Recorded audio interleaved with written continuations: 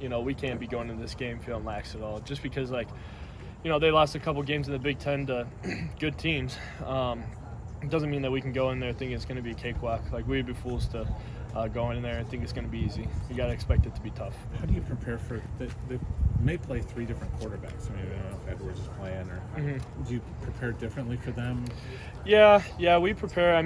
We'll have a couple different rules for whatever quarterback's in there, that kind of deal. But so it doesn't change our whole game plan, but maybe just a few nuances here and there, depending on who's in there, will change the call that we do. When your starting quarterback goes down, how does that affect the rest of the team? Yeah, we always kind of have the mentality here, just next man in. So if somebody goes down, next man's up, and he's expected to play at a really high level too. So that's kind of the mentality that we have going into this week for whoever might or might not play. That's kind of the mentality we had in the Indiana game as well. When you were going up against Hank Brown and Scout, what does he bring to the table? Yeah, I think he's a great quarterback. He's a great leader too. He's been in my Bible study and that kind of thing, so I know that's a big part of his life, and that's encouraging for me to see, from a leader on your team. I think he's outspoken about it, and I'm encouraged to see what he has to offer. You said you're not on Twitter during a bye week. How does it kind of refresh the group knowing you guys are kind of away from the outside noise? You get a break from that for at least a week. Yeah, that's really nice. Kind of regroup physically. Obviously, we're not going at it super hard in practice during the week, but also mentally kind of just be able to take a break. So when we come back, we're excited to be here again, ready to get after it. When it's in the middle of the season, do you guys treat it as a new season now? Do you guys set new goals? How does that change? No, we have goals that we set at the beginning of the year. It's not new goals necessarily long term, but we do kind of break it up into blocks. We had 5 games. That was a 5-game block. Now we have 3, so we're just focused on this block, and we're trying to get after it as hard as we can for these 3 games, and then we'll have a little rest again bye week, and then 4 more games after that. So yeah, we're kind of chunking it up that way a little bit.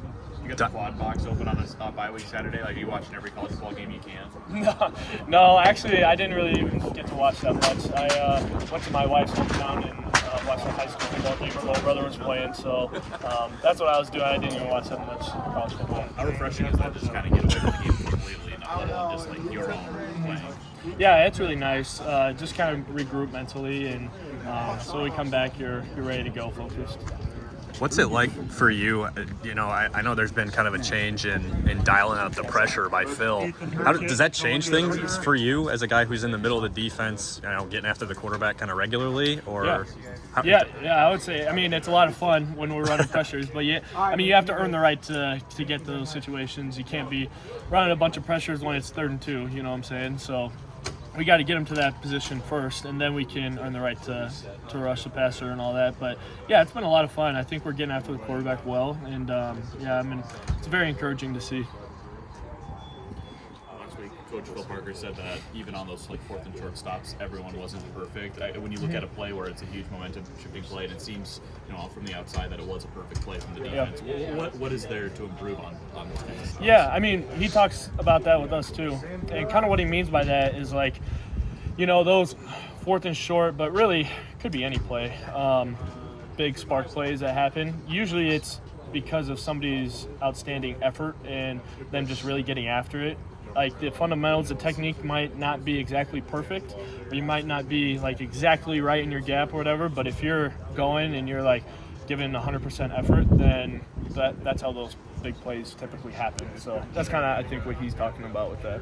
How does your schedule change with a bye week? How soon are you guys reviewing tape from Indiana versus how quickly do you guys start looking at Wisconsin when you have that week in between to recover? Yeah, so we looked at the film for Indiana on Monday, and then we didn't start Indiana until Sunday. We came in and had a little walkthrough. So they kind of give us that whole week kind of just to recharge and not have to think about anything too far ahead, kind of just regroup mentally. Wisconsin's, I don't know, maybe public perception's a little bit different right now just because of the struggles that they've had, but you've gone up to Madison and played up there and you know the environment. I guess, do you feel like that's a call? I know Ethan's the captain and all that stuff, but you guys are upperclassmen. Do you feel like a call to be reminding the guys around you, it's like, we got to take this seriously? Yeah, I hope nobody's not taking it seriously. but yeah, I mean, you're absolutely right. I played there 2 years ago, and that was a tough game too. I think we won like 15-9, something like that. Hard-fought battle, and that's what it's going to be like on Saturday. You know, really tough environment in Madison. Going to be a night game. I think they're bringing some throwback unis or something like that.